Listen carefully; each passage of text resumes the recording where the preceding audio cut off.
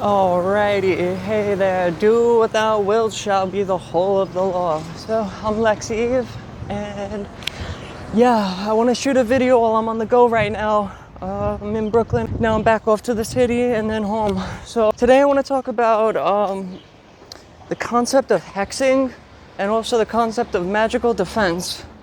Let me preface this with everybody should find their own morals and ethics in magic, right?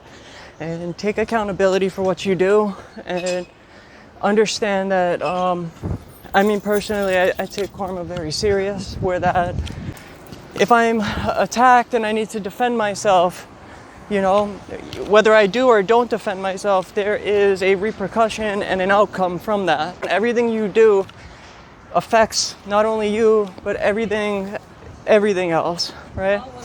So let's dive into this. If a person attacks you, whether it's physically, verbally, emotionally, spiritually, magically, you know, what do you do? Right? I think it's a very case-by-case basis. There's no one-size-fits-all for everybody. Now, granted, wherever you live, there's going to be laws. So if you hurt somebody, there's laws attached to that. There's spiritual laws attached to that. If you hurt somebody, whether provoked or no, you are responsible for that. So take into account, no matter what you do, you're going to have repercussions. Now, if a person goes to threaten you in some type of severe way, right? Liber Oz, for instance, says you have the right to take those lives. Now, I personally do not take it to mean at surface value, right? On Liber Oz, a lot of people that I've met will bring up, especially when they're new, line 5, man has the right to kill those who would thwart these rights. Doesn't mean what it says, man has the right to kill those who would thwart these rights, or doesn't merely mean destroy your ego attachment to it. Destroy the idea of that person and what's getting you angry internally as opposed to externally. And I think that that's something very important to meditate on, meaning that you're free to move anywhere on the face of the earth, free to dress as you will, say what you will, create, build, etch, mold as you will, draw as you will, etc. I think it's telling that or maybe it's interesting is a better word, that it's the last point. And to my mind, it just speaks volumes in a certain way that it should be the last option. It shouldn't be your first option to retaliate with any type of violence, be that physical or spiritual. Now, if you're in a position of leadership, and let's say you're like a general, and your job is to go to lead in war, you know, if that is your will, obviously you have a different set of necessities than an average person who, say, like in construction or beauty would have, based on what you need to do, especially that you're responsible for the lives of people, right? I think a great example is the Bhagavad Gita, where Krishna, I believe, is talking to Arjuna on the battlefield right before a war, and there's a whole dialogue that occurs based on inner conflicts of, is it okay to strike these people down in war? And Krishna says, yes, given the situation, it would be wrong not to, you know? I do think that a good leader always looks for peace first, by any means. Let's say we're not in our society as it is today. Let's say post-apocalypse type situation occurs and we go back 1,000 years or several thousand years where it's just small groups of people looking to survive and you're in a very violent state. That would be much different than it is today, where we have laws set in place to keep people safe. It's much easier to get away than it is to, engage in a conflict. There's always, most states and countries, you could call the cops before you'd have to take any type of matter into your own hands. But so what I'm trying to say is necessity has to come first. And when you're a magician, you're trying to walk a very spiritual, specific path that requires precision, because every outcome from any decision you make has serious, long-lasting repercussions, not just for you, but for everybody else, right? So if you're in some type of post-apocalyptic world, which we're not, then yes, keeping you and your group safe would be a lot more important than it is today, where there's laws set in place to keep people safe. I've heard people say that to be in line with the Tao, sometimes a person needs a good ass kicking. And while that might be true, I think it's only in extreme situations. Sometimes you need to say something to somebody in a way that is, very assertive or even aggressive for your own safety, or because they're clearly doing something wrong, or they're assaulting somebody who's absolutely defenseless. And I think it is good to defend the defenseless, right? They deserve safety as much as anybody and shouldn't just be picked on by a bully. But there's also repercussions for engaging with somebody in that way, right? So you need to take everything on a case-by-case basis and not just justify any type of violence on a whim. You need to really take a look at the situation and see what type of peaceful ways there are to deal with a person before, engaging in something that's going to have repercussions for you and for them. If you're in a situation where like somebody kidnapped you and the only possible way to get away is by force, yeah, of course, do it. But if you could get away without hurting the person and then call the cops, yeah, do that. It wouldn't make sense to go out of your way to hurt the person when you could simply get away and don't take the law into your own hands. It wouldn't make sense. Now, if that person is literally trying to kill you and you happen to hurt them in a struggle getting away, that's something different than, if you were able to get away without violence. There's also verses in the Book of the Law which people can justify by misinterpreting them. And I don't want to interpret the Book of the Law for anybody, but for instance, there's that passage, I think it's in chapter 2, if he be a king, thou canst not hurt him, therefore strike hard and low, and to hell with the master. And that's in like a very big context, that if you're identifying yourself as a king in Thelema, you are royalty, you are treating yourself as an individual of Godhood, and you're understanding that everybody else is an individual of Godhood. And you can't hurt the person's spirit. Spirit can't be damaged, only their body. Therefore, they would simply reincarnate. You could start to justify all types of crazy things. And if I hurt this person, it doesn't matter because they're just having an experience that is temporary and they're going to reincarnate anyway. And that's absolutely, completely wrong. Again, violence should only be a very last case resort where there's no other option for personal safety. If you could use words to get out of a situation safely, use words. Don't use violence, if there's any possible means. There are extreme cases where that is your will because you're in some type of position that requires that. But you have to take into account, what are the laws of the city and state or society that you're in? Are you willing to face the consequences of breaking those laws, right? So there's like a whole bunch of, and then there's spiritual laws, as I've said multiple times in this video. Are you willing to violate a spiritual law and ruin somebody's chance to do their will if there could have possibly been another way? Because you'll have a repercussion from that, So everything is such a case-by-case basis, and that's why I don't advocate violence as least as possible. It shouldn't be a first case resort in any way. By all means, if you are in a life and death situation, defend yourself, de-escalate, and get away.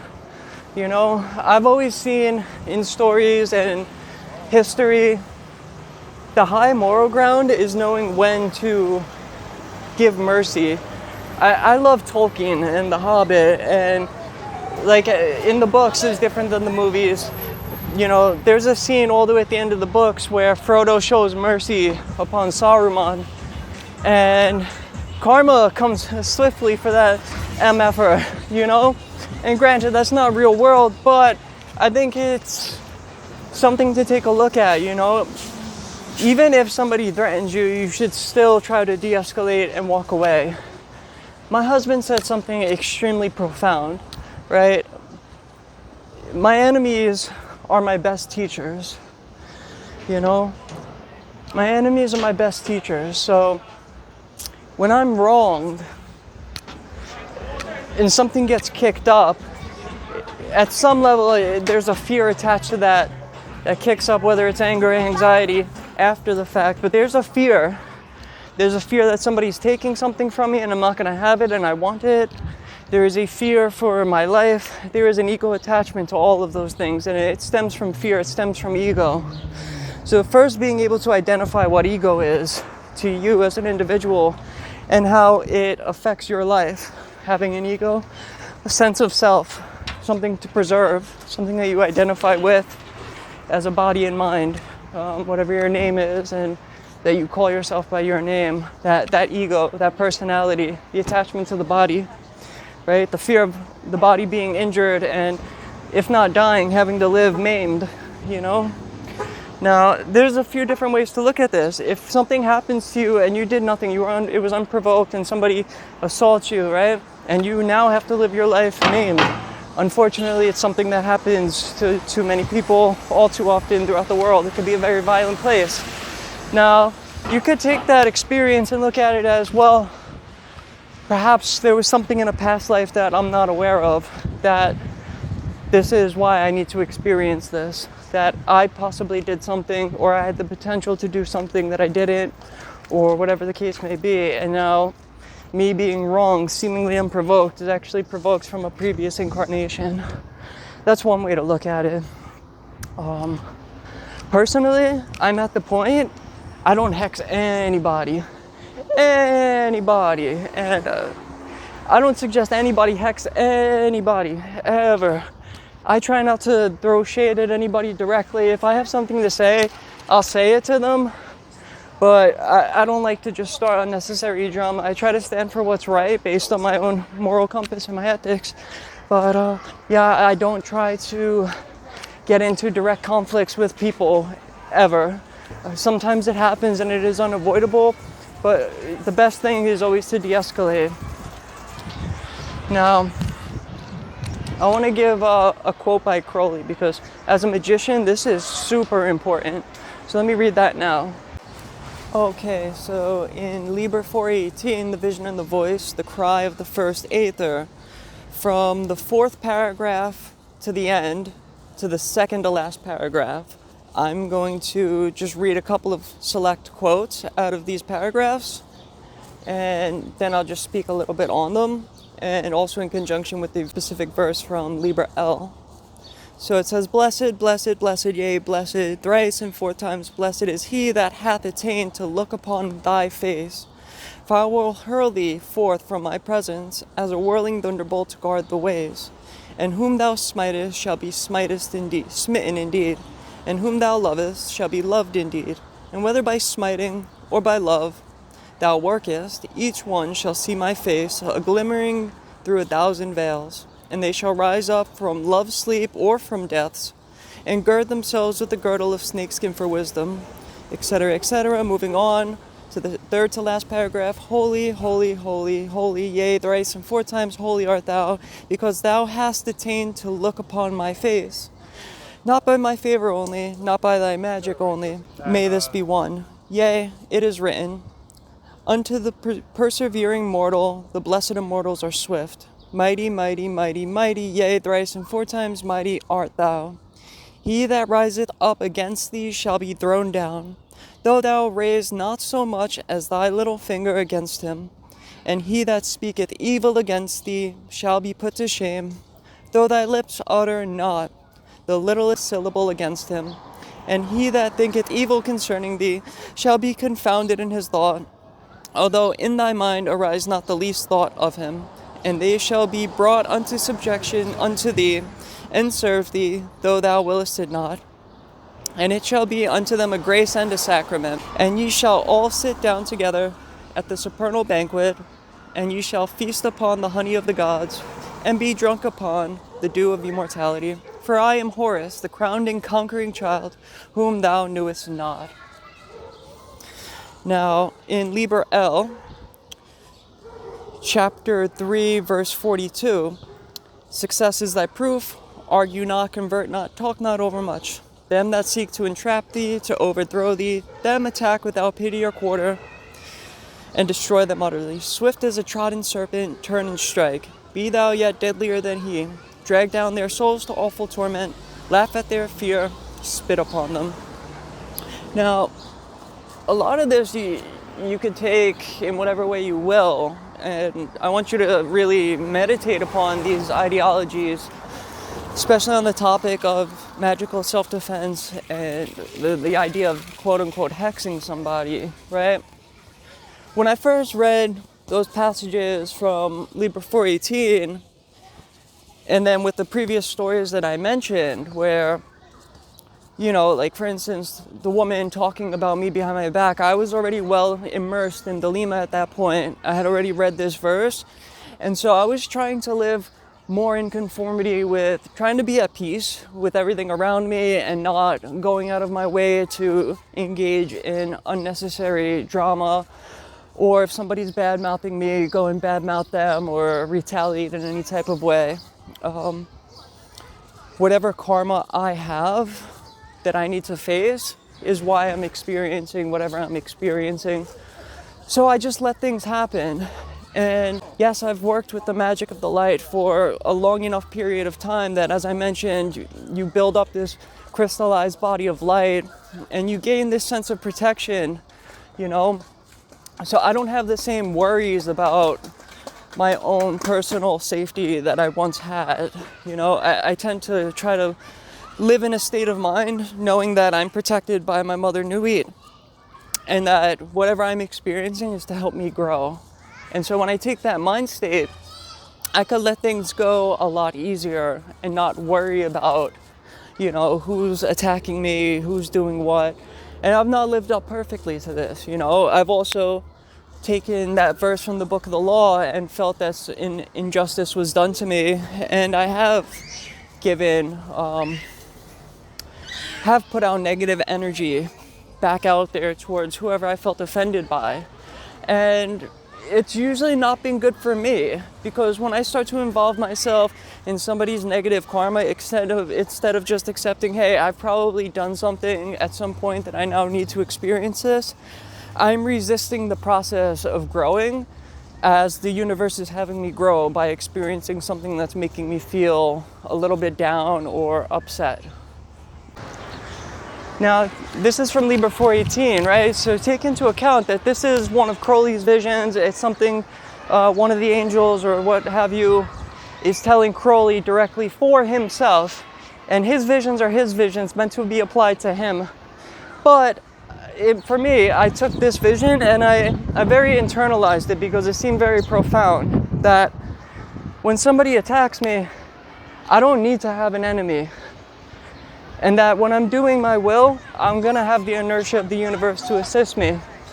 So I do not need to worry about what anybody else is doing ever.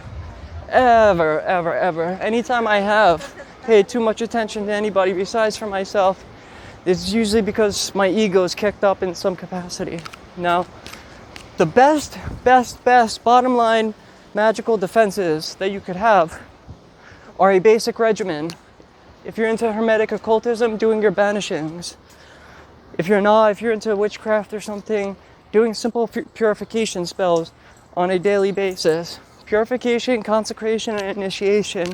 Clearing your space, warding off negative forces, and then redirecting yourself to your great work. And that might sound complex. How do you do this? The simple lesser banishing rituals of the pentagram and hexagram daily. Do those once a day, twice a day if need be, 10 times a day if need be, if you're having a rough one. Using some type of sage or incense. Frankincense and myrrh is great for cleansing spaces. Sage is great for cleansing spaces. Doing middle pillars is great for clearing spaces. Giving the sign of silence. And when you touch your finger to the lip in visualizing a sphere of light, your aura, bright, illuminated, and then crystallizing with intent. When you start doing just those basic things, your banishings, the sign of silence on a daily basis, multiple times a day, middle pillar exercises to reinforce that crystallization of the aura, you suddenly create a circle around you that's warded by angelic and divine names, angelic forces and divine names. The middle pillar and the sign of silence crystallize your body of light. Now, what that does is it creates a barrier between you and the outside world. And that barrier allows you to not be affected in the same way by external forces as you would without. I'm going to do a little story time as I'm on the move right now. I want to give examples. One, I almost did the wrong thing. The other, I did the right thing. Both cases, I did not actually hex anybody, did nothing to the people, and I'll explain. This is back in 2015. I was just about to start hormones. And basically, my mother hated it. She's extremely homophobic and a terrible overall person. And my father's never been in my life, but she reached out to him to try to talk some sense into me and stop me from going forward with that process of HRT. Talk sense into me, that's her idea, you know? And stop me. How could you stop somebody from doing what they need to do when they're an adult? Let alone that you've never been in that person's life as a parent. All of a sudden you want to come in now and tell somebody what to do or not. But anyway, so my father hears about me getting on hormones in a month or two and wants to stop me at my mom's begging, basically. So he was posted in front of my house, and I come out. I was going wherever. It was evening time. I was going to meet up with some friends. And basically he asked, hey, would you just come sit in the car for a second? Mind you, I know the guy. We've hung out a few times, but there's no bond. There's no love. There's no parent-daughter, parent-son. There was nothing. There was no relationship past a high and by situation. But I got in the car, I sat down, and he said, oh my God, is this true? Are you really going to do this? And I said, well, first of all, it's none of your business. You're not in my life, and you have no say there. Second of all, yes. Please don't do it, please. Oh my God, what is wrong with you? Now, this is where it comes into the topic of hexing and not hexing and magical defense. I was doing all of my basic practices. I was invoking heavy angelic forces under my teacher's direction at the time. I was living my best Thelemic life, doing my will, doing my magical practices on an everyday, all-day basis. In the midst of him begging me not to get on hormones, my father says that one of my mom's friends basically told him that I was raped in prison, which was not true. And because I was raped in prison, that's suddenly why I am having a sex change, which was completely wrong and false. Now, this woman is completely unstable. Why she was not minding her own business or trying to justify my mom's fears or whatever while they were talking, I don't know. But she told my father that I was raped in prison. And that got me really mad because now I'm being harassed by my mom. I'm being harassed by my father. I'm being gossiped about and made lies about by some other woman that, like, I don't care two shits about, right? But I just let it go. I wasn't going to retaliate against any of them at first. I was willing to just let it go.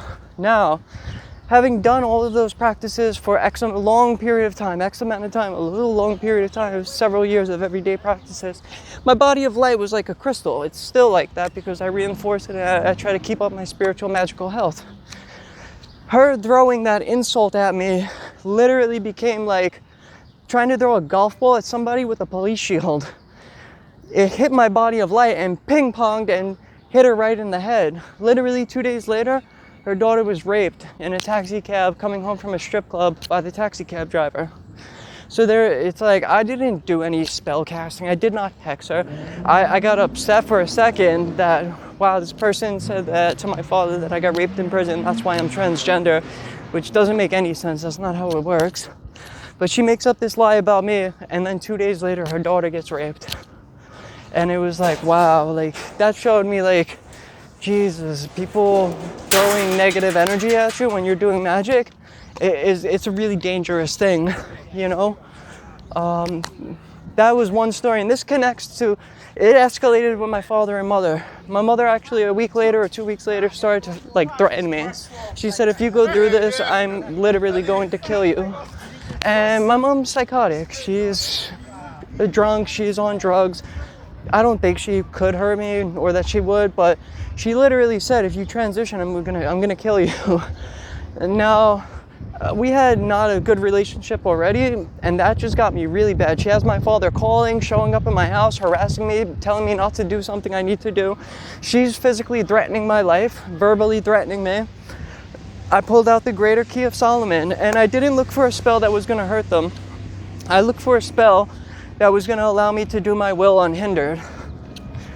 I looked, and I settled on one spell from the Greater Key, the Key of Solomon, that whoever you put it upon will be overjoyed by everything that you say and do, and they will give you nothing but encouragement to do it.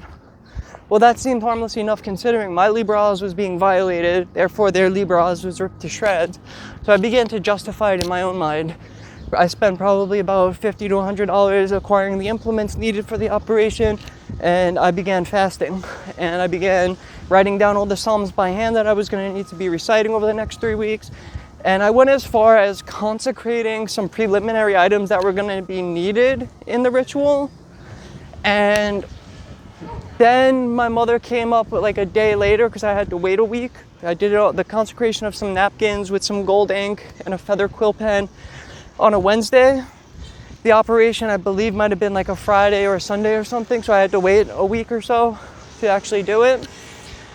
And so in the midst of waiting to actually do the operation, my mother came up and apologized. She said, "Hey, I'm sorry I even said that. I don't mean it. I don't want you to do this, but I could see you're going to do it." And I said, "Well, will you tell my father to please stop harassing me?" And she said, "Yeah, I just want peace." And so I threw out all the implements. I bound them magically. I put a binding spell on the magical implements that no energy was still going to be focused anywhere, floating around anywhere, and I threw them away. I put them back into the earth. They're gone. The magical operation never went off. Now, if I would have still went forward with that operation, I was wrong in the first place because I'm putting something on somebody. I'm interfering with their will. Whether they violated my will or not, I'm still interfering with their life in a way and taking away their capacity to do their will if they chose to. And for that, I would be wrong. So I had to realize with hindsight now that, hey, you can't just do that to somebody even when they are attacking you, even when they are threatening you. But if she would have said, "Hey, I'm sorry, and I'm going to stop harassing you. I don't want you to do it," right? And then I still would have went through with that operation from the Greater Key of Solomon to make sure that whatever I do, she's going to be completely great about. I would have been triply wrong, and I would have paid for that. You know, I'm glad that I didn't do the operation, but I began to, and for that, I had some stuff that I had to work out on a certain level. It wasn't as bad as if I actually went through the operation, but I'm hoping I make the point clear that you can't go around hurting anybody, and I only see that in hindsight. Yes, I was physically threatened, but I was not in a position where I couldn't just de-escalate and get away, you know? So those are like two examples of doing your will and having an outside influence literally threaten you, put you in physical danger. And the other one is having like some severe gossip that's causing serious problems in your life with people that could potentially turn very bad. Seeing how them putting something negative out at me came and hit them right back. And mind you, that couldn't have happened to her if her daughter and her both didn't have some karma that needed to happen. So she was a full-grown adult, but she had obviously some type of karma that unfortunately had to happen to her, or else it wouldn't have happened. But would it have happened the way it did? Maybe it would have been worked out some other way had her mother not started talking to my mother and putting stuff out to my father about me. I don't know.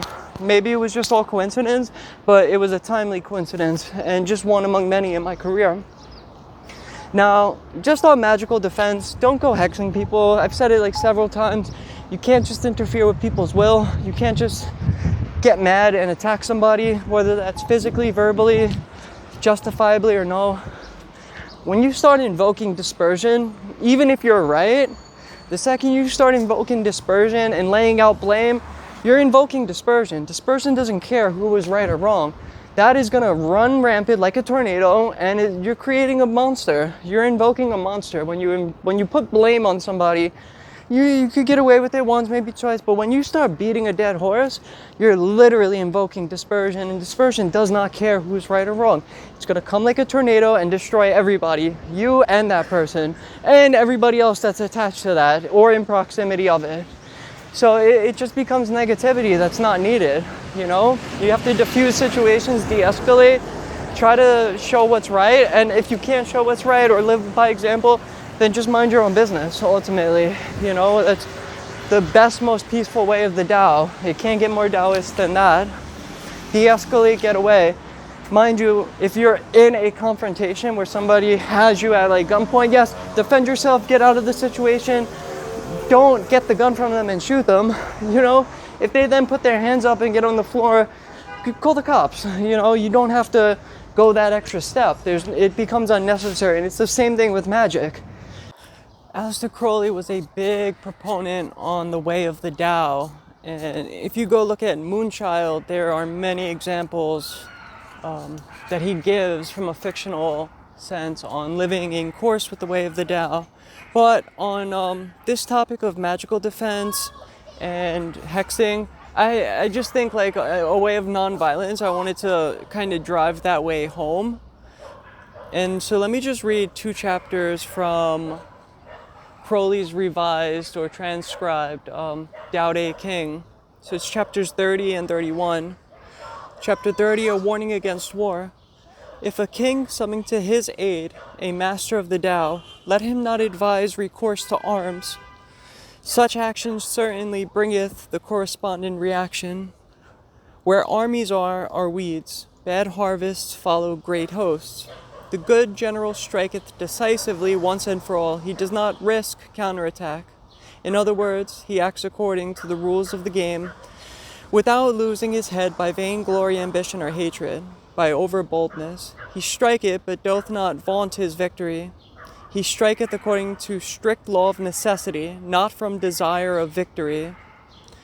Things become strong and ripe, then age, forcing on of strength, instead of allowing natural growth. If discord with the Tao, is discord with the Tao. And what is not at one with the Tao, soon cometh to an end. Then chapter 31, just the first line. So composing quarrel. Arms, though they be beautiful, are of ill omen, abominable to created beings. They who have the Tao love not their use. Once you've de-escalated or you've gotten away, it's just an ego attachment at that point. So one other story I have is when I was in prison and I had been practicing magic for about 2 years at that point, but was just getting into Thelema and serious hermeticism. And it's just a very toxic environment, and you have to carry yourself in a certain type of way. And I'd established myself as just a laid-back person, but I was working out. I was 195 pounds solid muscle at the time. I was cool with a lot of people because I didn't want negativity, so people that also didn't want negativity had me around them, and vice versa. But if somebody challenges you or wants something that's yours, you have to let them know that you can't have that. It's mine and I'm willing to defend myself. And hopefully let's not take it to that point, but it's going to be more trouble than it's worth. So it's a lot of like medieval politics that you're forced to play. So you need to have a head about you. And better yet, you either need to have friends or you need to be able to defend yourself. Otherwise, people just walk all over you because a lot of people are coming off the street with no family, no money, with all types of problems and anger and issues. And so you're just in this melting pot of feelings and aggression. So, for instance, this was towards the end of my bid. I had been in for like 15 months at this point. I was coming home in a couple, 2 or 3 months. And somebody, every so often I would give them a rolled up cigarette. You know, I don't mind sharing when somebody's hurting. But then I was starting to get low-ish. I had what I needed.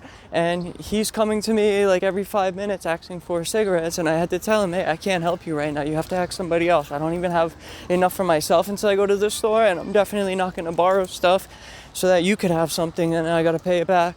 And he got mad. And it's like, we're not even really friends like that for you to be mad that I tell you no. But he was like stewing, and I don't remember what he said, but I could see the anger and aggression, almost like, who the F are you? And that's mine. And we had a group, because we were in a program house at the time. When you're getting towards the end of your time in certain places, especially I had a drug charge, I had to go to a program house for 6 months and whatever, right? So I was sitting there, and I was already immersed in occultism, and my ethics were not what they are now. My ethics were dealing with that environment with who I was then, which I was not a horrible, unethical magician. I had principles. I wasn't just going out of my way to hex somebody to see what it feels like or what it does. No, like I really did not want to interfere with negativity. I was already living something of a spiritual life, despite the environment. And so I could see while we're in group, he's sitting about 7 or 8 chairs to my left, and he was just steaming, mad, angry, aggressive, like, almost like I want to kill that guy because he won't give me a cigarette. That was his demeanor, with his arms under his, crossed across his chest, all huffing and puffing. So I went into the astral, and I saw his aura, and I could see it as like a red light all around him. And I started to seep that out, almost like a psychic vampire would, to take their energy, but I just let it dissipate. And then I took air and energy out of the ether around us and turned it blue, and I injected that into his body of light. And so it went from a red to a purple to a cold blue. So he was like steaming hot and angry to like really chilled down, drained, because I had taken a lot of his energy and then just replaced the color in his aura. So now, in 45 minutes has gone by, the group's over, and I walk up to him, and I could see he went from like angry, all adrenaline, to like completely crashed and dead looking. Like, oh, I don't feel so well, like I need to go take a nap type look. And I invited him to the bathroom, which normally means you want to fight, which is not what I wanted to do, but I wanted him to know, hey, the way you're acting with me is not okay, and I am willing to defend myself. I don't care how big you are or how small you are or who you think you are. This is the environment, and you're asking for something that's mine. I said no, and you're giving me grief about it that I don't need. So people saw this because everybody's there, and they see somebody invite somebody else to the bathroom after they know that there was aggression. So I waited, he came in behind me, and I could see he was just fucking out of it. He was so exhausted looking, he was out of it. So it's now my territory. And I just pulled out 3 cigarettes. I gave him 2, and I said, hey, when I say no, it means no. You have no right to get mad at me. I feel bad that you don't have family or you don't have money, and I know you have to grub off of people, and it sucks. And I've been in bad situations myself, so I understand. So I'm gonna give you 2, but you can't ask me for anything ever again. And if I feel like giving you something, I will. And I'll actually keep my eye on you, and if I have to give, I'll help you out when I feel like it. But you can't ask me for anything ever again. And he looked at me, and it was kind of like, almost like a light went on, because he thought I was going to either attack him or just like chew him out. But instead, like, I still tried to help the guy. I still had some type of compassion for his situation, and it was sincere because I had spoken to the guy. We weren't friends, but I had spoken to him enough times. Like, we were less than acquaintances, but there was at least something established to the point that I felt bad. This is a person suffering, and if I could help them in some type of way, sure, I'm willing to do that. So I did. So that was the way I handled that situation. Now, I would have probably not invited anybody to a situation where they think there's going to be some type of violence. I wouldn't have engaged with his body of light in that manner. I could see now what I did wrong, but at the time, I was not there yet. But I still think it was an interesting experience on magical self-defense and how one might use their powers or not, but you just really need to take into account, again, when you start interfering with somebody's life in such a way, you're responsible for that. And so let me end that portion of the story now and go on to other things. Now, for protection, it's so simple. Doing your banishings, doing middle pillar exercises, invoking deities or entities that are of the light, that are, healthy to work with. And then from there, the best thing that you could also do is surrounding yourself with magical symbols. For instance, I keep a pentagram on my wrist in case I don't put my chain on, and a hexagram, which on one side, if you listen to my number 11 previous video is symbolic of uniting the man with the universe, the micro and macrocosms, the great work, or the first stage of the great work. So I have these tattooed, and I put intent when I got them that my blood is mixing with this ink as it's being put onto me for that reason, but also for protection. Pentagram is a great ward. It's going to keep negativity away from you.